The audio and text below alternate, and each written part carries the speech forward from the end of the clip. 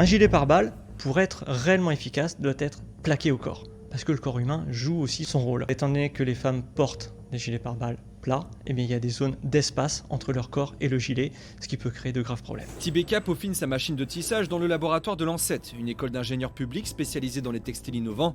7 années de recherche ont été nécessaires pour développer ce tissu 3D composé de ce fil résistant comme le Kevlar.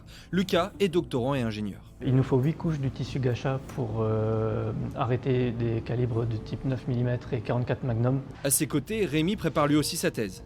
Le produit en lui-même, il a l'avantage de pouvoir donc allier des performances mécaniques et des performances balistiques, en même temps d'être formable, donc de pouvoir se déformer à la demande, ce qui n'est pas réalisable avec un tissu 2D classique. Après une première levée de fonds et un soutien de BPI France, son cofondateur ne cache pas la difficulté dans le textile en particulier pour passer d'un projet de recherche à une commercialisation. Christian Gourdin a tout de suite vu le potentiel de ce tissu innovant et a investi 300 000 € avec ses associés. Oui, la situation actuelle fait qu'on a plutôt intérêt à être souverain sur un certain nombre de sujets. Et aujourd'hui, ces gilets pare-balles sont fabriqués avec des tissus qui ne sont pas fabriqués en France.